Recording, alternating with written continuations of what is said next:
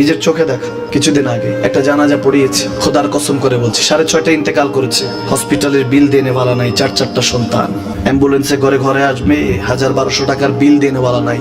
কি বুঝলেন? ক্ষণস্থায়ী দুনিয়া। মুমিনের কম থাকলেও আমি বলি, কেউ যদি এসে বলে হুজুর একটু দোয়া করেন, খুব পেরেশানিতে আছি, আমি তার হাত চুমু খেয়ে বলি তোমাকে মোবারকবাদ, আল্লাহ তোমাকে ভালোবাসে। পেরেশানি তো মালিক দেয়, এই জন্য এটা রহমত মুমিনের জন্য। পেরেশানি দেয় যখন ফেরেশতারা বলে আল্লাহ চাইতেছে টাকা পয়সা চাইতেছে, বলে এটা কি? বলে ফাসেক, দে বিদায় কর। তা চাওয়া চাই বিরক্ত লাগে, বিদায় কর, কি লাগে দে। মুমিন যখন চাইতে থাকে আল্লাহ আমাকে কিছু লাগবে, যখন একটু করে চায় আমার মাটাকে সুস্থ করে দাও, বাবাটাকে আল্লাহ আমার স্ত্রীকে, আমার আমাকে একটু তৌফিক দাও, চাইতে থাকে মুমিন। আল্লাহ বলে যখন ফেরেশতারা দেখে মুমিন চাচ্ছে, দেরি করতে পারে না, তাড়াতাড়ি খাজানা নিয়ে দিতে নেবে, আল্লাহ বলে রাখোস না, এত তাড়াহুড়া কিসের? তার চাওয়ার মধ্যে তো প্রেম আছে, একটু চাইতে দেস না। থাকুক না মুমিন আর একটু পেরেশান, থাকুক না, থাকতে দেস না, একটু থাক, একটু থাক।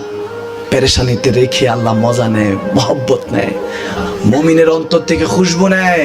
আল্লাহর বড় মায়া, মুমিন যখন চায় আল্লাহ তখন মায়ার নজর নিয়ে তাকায়, হায় হায় আমার বান্দা, সুবহানাল্লাহ।